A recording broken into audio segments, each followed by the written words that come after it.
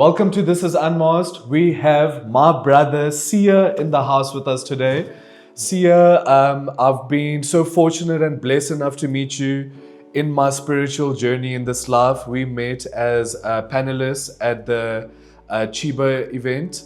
I would love to get to know you more. I feel that you were one of the, I'm going to say it straight, you were one of the only panelists there that was the most memorable person for me in terms of what you spoke about, how passionate you were about it, and just your energy or your aura, like the youngins like to say these days. It was something spiritual for me. It was something good, and thank you so much for extending your brotherhood to me since that event. You've always been checking in, collaborating where we can, and I'm so glad to have you here with us today. Thank you, Edna, my brother. It's such an honor and a pleasure to be here, my brother. Thanks for inviting me. I truly appreciate this moment, my brother. I don't take it lightly. Yeah, the first time we met, actually, it was at Chiba, where we were panelists at the cannabis. It was not the expo, actually, it was the cannabis opening. Yeah. Opening. They were talking about the different models, Yes. and I think they were hosting a lot of people who wanted to join the industry. I met lots of people there that own farms. They were trying to see how they can get the correct licenses. We were talking about cannabis clubs, to be specific. Yes, cannabis clubs. Yes, my brother. So for me, cannabis is it's a very not sensitive topic, but something that's very close to my heart, man, because like my parents have been part of the cannabis society, culture, since before I was even born.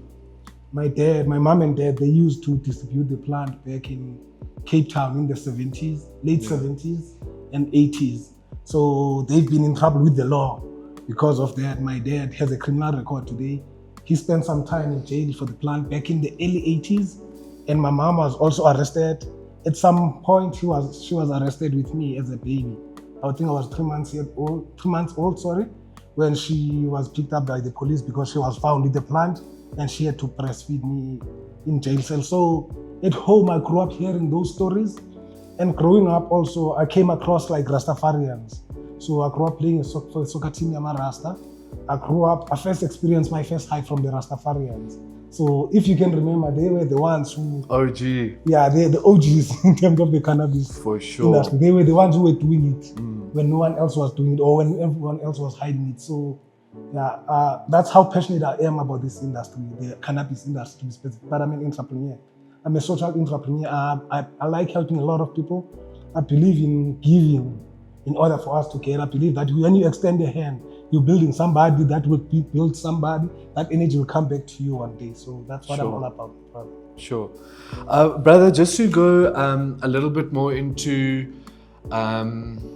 being in the industry and your passion, your purpose and skill set. So one of the things that we like to focus on this podcast is mindset and being unmasked. So I absolutely love how we've started this podcast off by having a look at your history and what is this fire that everyone who's blessed enough to be in your surrounding feels around you. And it's very clear where it comes from and where that passion arises from. But that's also, I'm sure that's something that helped you build yourself as an entrepreneur, because as much as you are probably one of the realest activists in the scene, someone that I look up to as, I always speak of cannabis as a spiritual plant. It's always held a spiritual purpose for me. I know what it does for me when I consume it. So it's really good seeing individuals like yourself push it, because that is the ultimate truth. And it's sad to hear what happened to your mom and what traumas she had to deal with for this beautiful and spiritual plant that is now being legalized, it's being regulated, and the same guys that used to prosecute for it are the ones benefiting out of it. And the reason for that is because it is a plant that's benefiting people. But the fact is there was people saying that for a long time before the mainstream media and people started saying it. But the credit doesn't quite go through to them. Would you say that is one of your drive as an entrepreneur that pushes you to make it, in this world with the businesses that you have, and what keeps you going? So what keeps me going is being realistic. I'm a very realistic person, especially in business and in life in general. First, I love starting up businesses. I feel like my passion is starting something and seeing it grow. I love the process more than anything. I understand that when you start a business, for the first week, second week, don't expect customers. That's where you go hard and create awareness. You tell everybody that I've started this. Maybe a day you say like, I'm gonna tell 10 people about my business. Out of those 10 people, 2 people will definitely convert into customers, or they will tell others. So I love those. I love that process, starting something. Then you see the first customer coming, you give your best to that customer, then the second customer.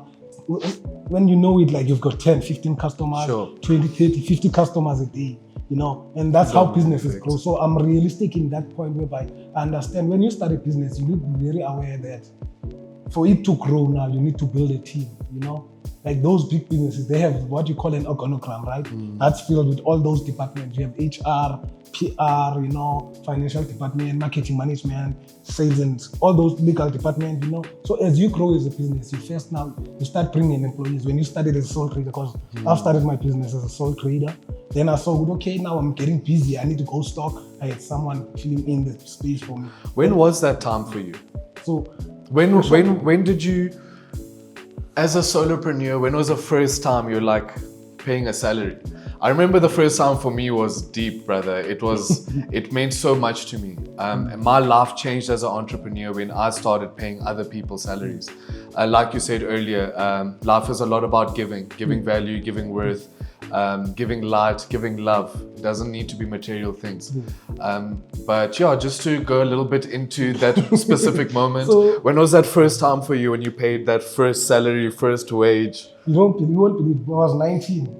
I think I was 19 when I paid someone like the first salary. Oh, respect. Yeah, I used to have a shipping container back in Strand in Nomzamo, Cape Town. Yeah. I used to buy gold then. Like we used to have cash for gold. So me and my big brother in Cape Town, Khayelitsha, we started this thing of cash for gold. We used to buy broken rings, like broken jewelry. We started from a shack. What? Then we converted that shack into a shipping container. We had one inside the Sunland Center in Khayelitsha.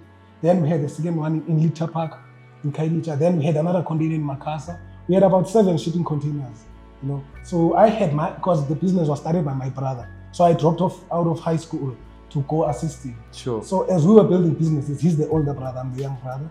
So I ended up having my own one that I call my personal own one. But then I was young, the story. So I had my employees back in Strand. I had 2 employees at the time. I was 19. So, okay, life happened. We lost things. Then I had to rebuild again now. Back in 2023 here in Jozi, when I started up again in the cannabis business. Because the cash for gold business died, There's no more jewelry in South Africa like it was before. So I had to come back now and cannabis was decriminalized. That's when now I'm like, let me not actually diversify. Let me do like legally what I've been doing now, like on the side when I was doing my thing, since it's decriminalized. So we started cannabis clubs, right? We formed like cannabis clubs. We're in the hemp industry. So I started paying someone a salary back in 2008. Sure. So, yeah. Nice. And how old are you now? Now I'm 36. 36? Yeah. Damn. 36. No, brother, I'm really excited to see someone like you really thrive in this industry, in this atmosphere as a leader, most importantly. I believe that a lot of people deserve to experience you. And I love how we even met. And honestly speaking, brother, you need to go to more events. You need more people to see you and experience you. Even those other guys that you're talking about from America, trust me, God brought you for a reason. I'm really excited to be in this journey with you. As we were speaking about it earlier, nowadays, it's tough, man. It's tough out there for all business owners, and the way that we think, we don't slow down or give up. If something does slow down around us, we speed up some other factor. So we don't give up on this business when it's start thinking of other things within this business that we can carry on doing. You know, hence how our conversation started this morning. And going into manufacturing is a big thing, especially, you know, working in the level that you're working at. Manufacturing and wholesale is something that can be huge. So what's the best advice you can give to somebody who would like to go into manufacturing or production and start doing something long scale and, you know, go provide a service to another business? The way we think, we outsource to ourselves. So instead of letting the blood of the business leave the business, we try to teach things ourselves. So if you could empower someone in the industry to give them advice to what would be the best thing in terms of manufacturing or upscaling a specific product and getting it out to shops, what advice could you give? So for me, like in business, you need to read first. I feel like everything starts like by reading. If you are interested in a topic, like now, it's so good nowadays that we have smartphones, right? We have internet. So I always say a phone is not a toy. Those are tools of empowerment. Sure. As soon as your mind starts to ask something, or as soon as you think of something, just go to your AI, put it out there, and communicate with your AI. It will show. So it starts with reading. And with reading, you need to have selective reading. Let's say you want to build a product, right? You need to do product research. Like you do research, okay, this is what I need. Firstly, you need to go through the legislation, right? The legislation, the legalities around it. Sure. That's the first and foremost things you need to do, right? And then you need to do, obviously, market research. Because you can build a product thinking that people will buy it, but it's only in your mind, or people will like it, but now, do they have buying power? Sure. So that's called product placement. So you need to read a lot. I emphasize like reading, mostly because that's where most of the information is at, right?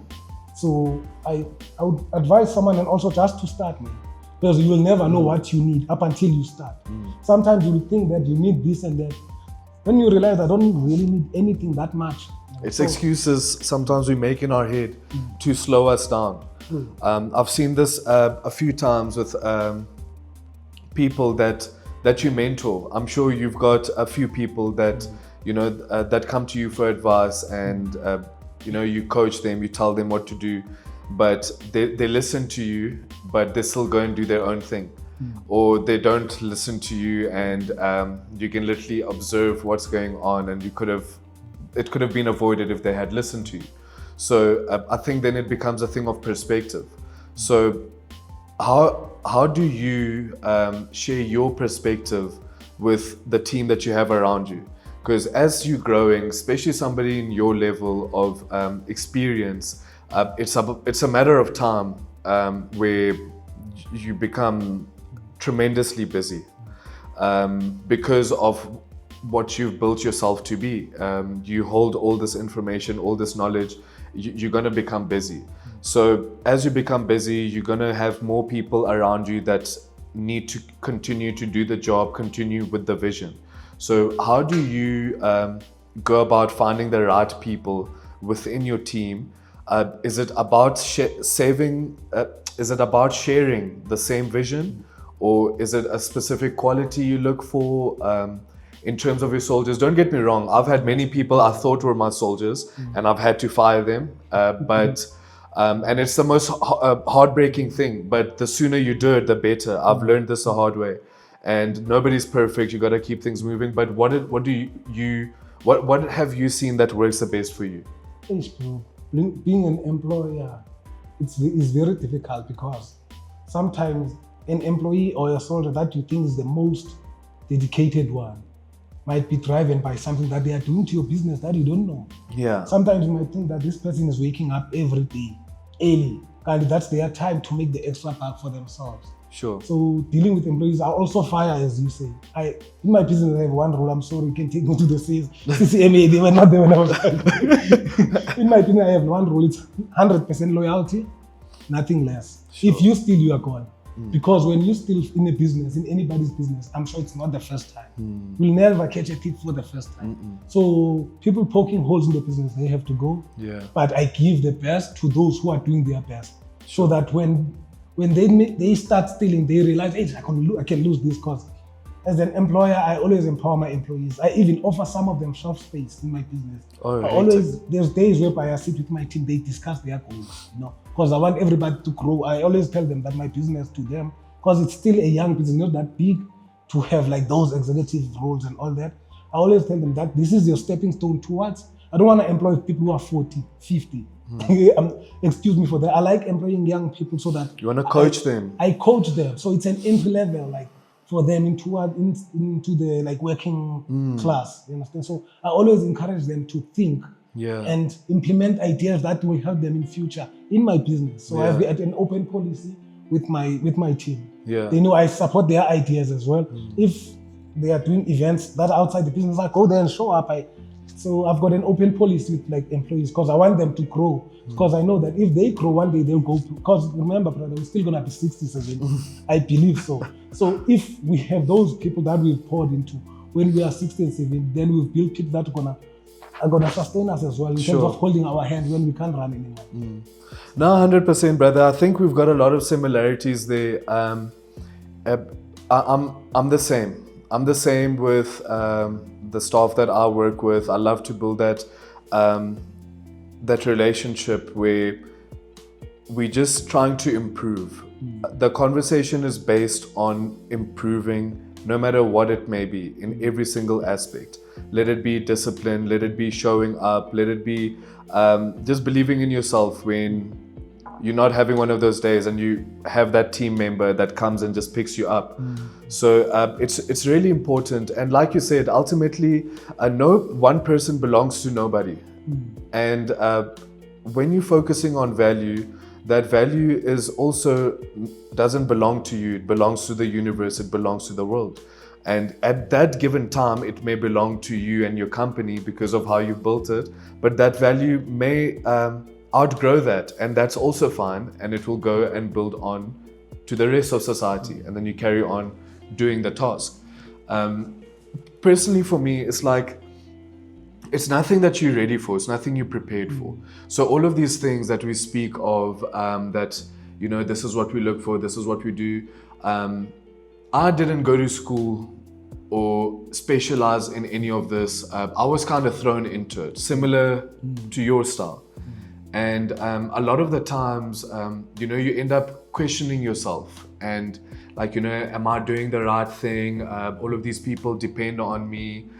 This is the purpose where I come from. And there's something, I like to call it cutting the nails. It's something that needs to be done often to realign yourself and to anchor you again.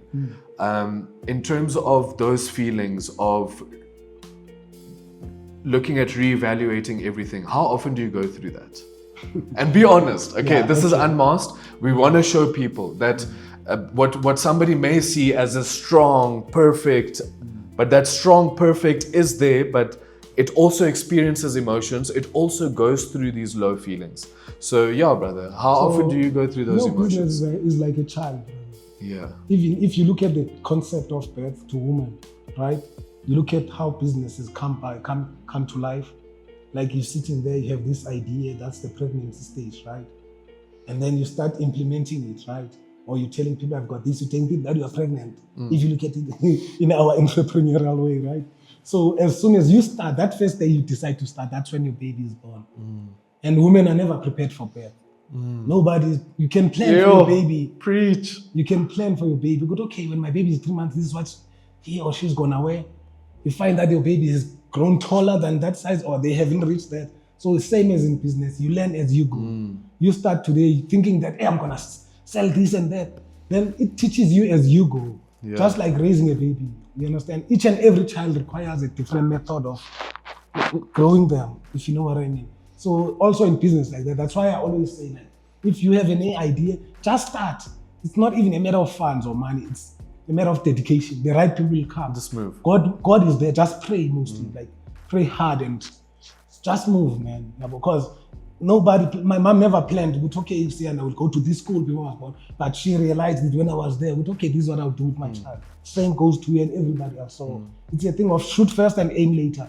But obviously calculate the risks and be realistic. And be realistic. That's all I can say, brother. So I evaluate a lot. I check on my business every now and then. Like it comes into me. Sometimes I would wake up at 3 a.m. Sure. And be like, let me go online and let me check my system, let me check my stock, let me check my everything. And most of the time, that's when I find out something is wrong. Like in the AMs, like at 4 a.m., I would wake up and be like, damn, this is what's happening. And I can't wait for the day to start so that I can go and fix this. So you don't plan in business. And in business, you don't sleep. You don't have a working hours. But there's no 9 to 5. If you're going to close your business at 5 and think it's done, then I'm sorry, you won't make it far. Maybe you can do that to a tender. I don't know. Yo, guys, I don't know if you picked up on that response to the question, but that was absolutely brilliant. And that right there is single-handedly one of the most important characteristics of any entrepreneur. I asked, what do you do when you have doubt? What do you do when you start to question yourself? He didn't even for 2 seconds ponder on that. He started talking about all sorts of things in terms of the business, on this, and doing research, on doing analysis, on checking what happens. Pretty much, long story short, keep it moving. Emotions are natural. It's not something that you grow out of. It's not something you achieve. Like, oh, now I've passed this phase in my life. I'm never going to feel embarrassed ever again. You're going to feel embarrassed till the day you die. Or any other emotion. Emotion is not something to ponder on and to let it run you. And I think also being in the industry, you find a lot of people, I'm sorry to say, using this beautiful plant as an excuse to belittle themselves. And that's also why this plant needs to be, it's so important in terms of how you consume it, who you consume it with, and how it's consumed in terms of the kind of person you are. Because if we call a spade, we both have friends that consume this plant and do nothing. We both have friends that consume this plant and we have the most incredible conversations. We're like, yo, bruh, yes, that is so deep. That is so true. But then after that conversation is done, no actions. The same person is borrowing money at the end of the month. The same person needs petrol. The same person needs airtime.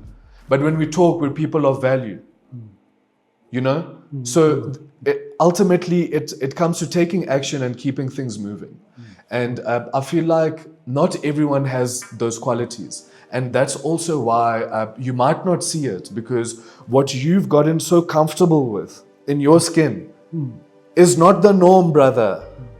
Others aren't like you. They don't think like you. They don't feel like you. And that, again, why you need to realize, first of all, how protected you are. Because number one, for you to be who you are, this is something deep from the journey, from the get-go. Every single experience, every single person you've met has been strategic. Correct me if I'm wrong. It's been so strategic. So how blessed are you? So if you're blessed and you've been prepared in that journey, in that path, how protected are you? So walk fearlessly, my brother. I honestly can't wait to speak to you in 6 months' time, and then we talk about what you've done. We speak in a year's time, we speak in 2 years' time, 3 years' time. I honestly see you as a true leader in the society. You're not just somebody who thinks of shallow solutions.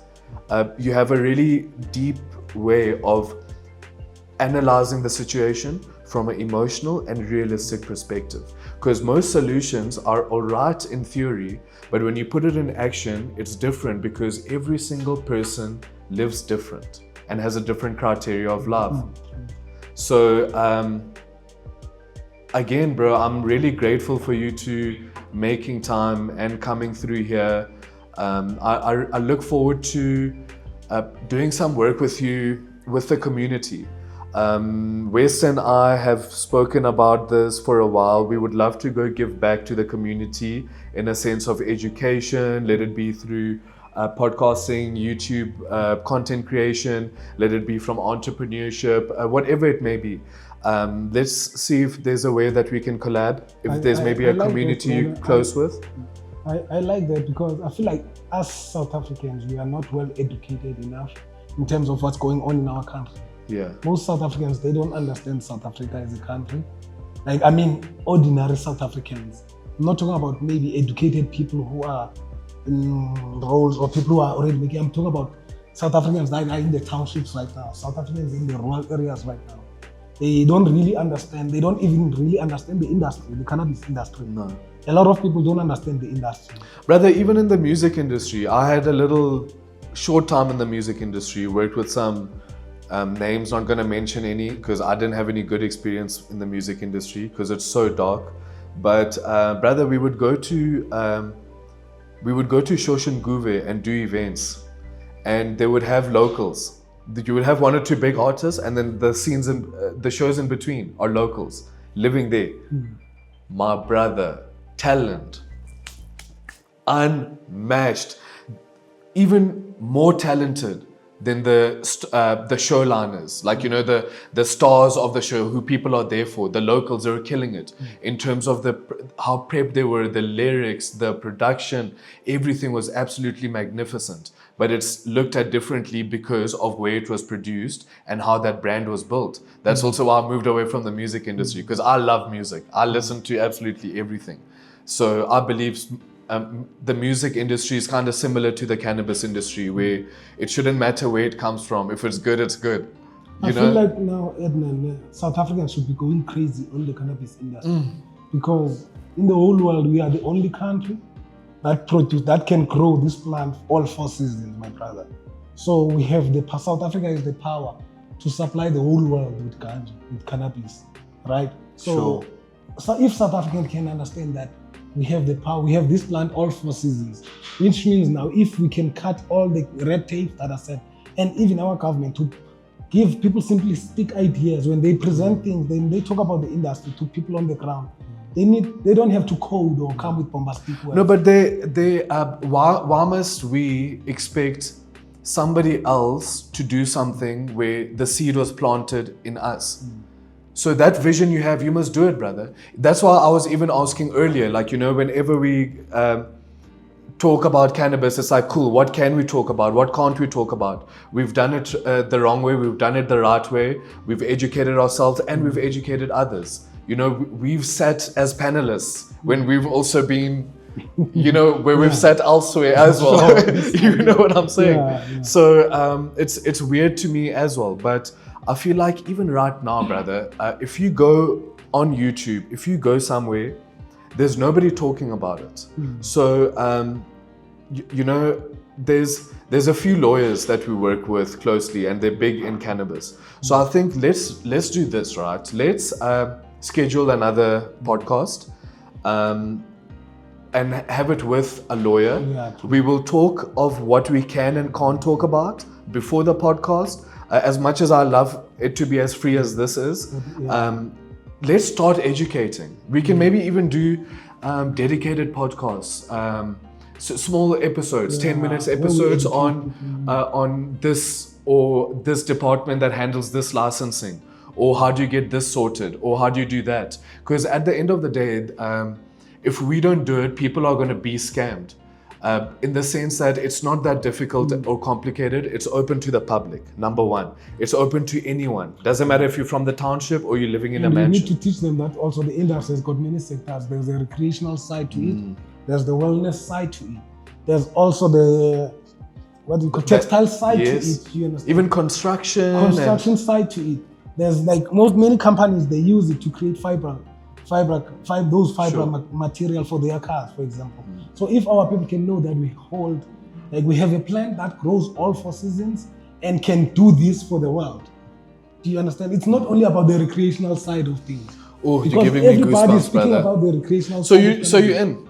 Yeah. So you're in. We're going to shake on that. We're shaking on that on camera, guys. Okay. Yeah. So let's do that. Let's try to get some guests in, some specialists. Let it be in hemp or whatever it may be, but in a realistic way. Yeah. We're not going to come here and give the guys ideas that you need 10, 20 million to execute.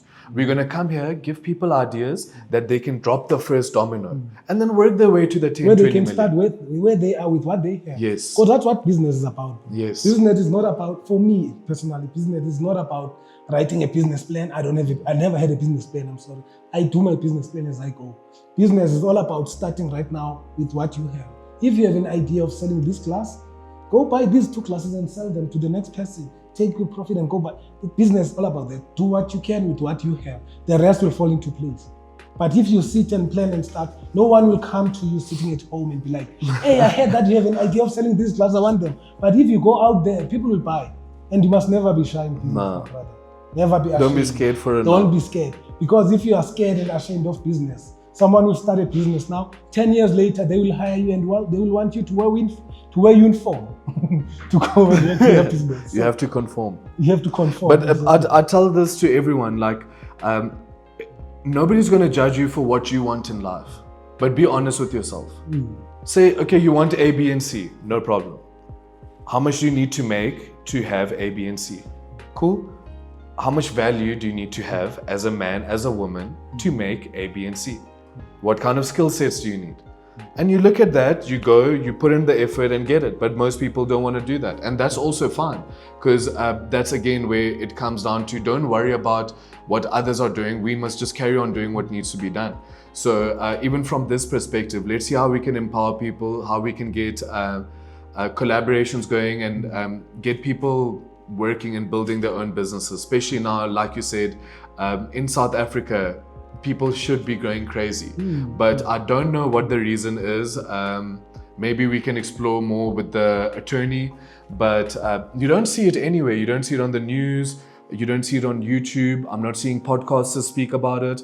But maybe also the big podcasters. Do you know some podcasts who speak about him? Yeah. There's a podcast of a lady who speaks about him more. When she was she used to have a podcast whereby she spoke about textile hemp. Oh, nice. Yeah, but she passed away, I think, earlier this year, if I'm not mistaken. So there is some people who are doing it, but there's no much awareness, I guess. Let's get more people involved. Yeah. Let's get more people to start to do it. Because honestly speaking, there's a lot of people struggling. There's a lot of people that don't have direction or are looking for a purpose. I'm not saying that this is everybody's direction or purpose, but right now, if you look at it from an economic perspective, the opportunity is there. And this and plant the has best got place to endless learn. possibilities, my brother. Like hemp and cannabis, they've got endless possibilities. People just need to be taught, because the only thing people know is smoking. Yeah. They know the recreational side. Of which the recreational side is the fun side of business. Yeah. Fun side of the industry. Right? But the wellness side also is there. It is. Then there's other sides of the plant also, you see. So people need to know about those things, so that when I say I feel like South Africans should be going crazy, I mean like people should be so obsessed with creating clothes out of hemp. Because but brother, here, answer this for me. Why aren't they? And you've mentioned it earlier, but I just want to focus on that point. I feel like it's how information is being presented to our people. They don't know, and they have this fear of how complicated it is, or how you're going to be associated as a criminal. More than not knowing, people know that there's this, but I feel like there's fear. Yeah. Or there's so much red tape sometimes. Yeah. People there's so much red tape where they will be sent from pillar to post. You know how our government gives people blurry information and then gives money to those they know. Then it's end of the story. You see. So sometimes in South Africa, it's more of like red tape, because many South Africans are very entrepreneurial. I've got friends who are selling every day. I've got people who are trying things every day. Best way to hold a man back is fear, hey? It's just that sometimes they don't know, or they've been given fear to be scared to do this and that. So, yeah. Let's see what we can do. Thank you so much, Sia. I really appreciate you making time to come out. Let's get a bit more strategic in what we can do. Let's collab together, see how we can impact some people, do some work. And yeah, guys, thank you so much. Please let us know what you thought of Sia and what you would like us to do more going forward.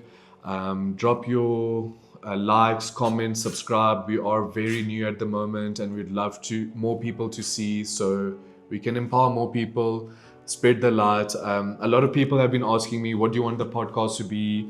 What is it about? What is the topic? And I just want to spread light, man. I just want to spread light. I want somebody to look at that podcast and feel good. even if it's happy, or even if they just laugh from something, whatever it may be, I just want to plant light and spread light. It can be through a sentence, it can be through planting a seed to get somebody to do something that we're doing, through mentorship, or lighting that fire within someone that has what it takes, but they've been questioning ourselves, and through our conversations, they're able to take that forward. And sometimes I guess it's for us to give people like that positive push, because some people are surrounded by negative people. You know, some people are very unfortunate to be surrounded by people when they talk about their idea, they're like, that won't work. So now, us, we should be the ones that are saying it can work. Like I started with nothing. You can also start with something. You don't need to have 100,000. You don't need anything. You just need to start. And if this doesn't work, this will. But this wouldn't have worked if this didn't work. Exactly. So everything's a process. And what doesn't work is not failure.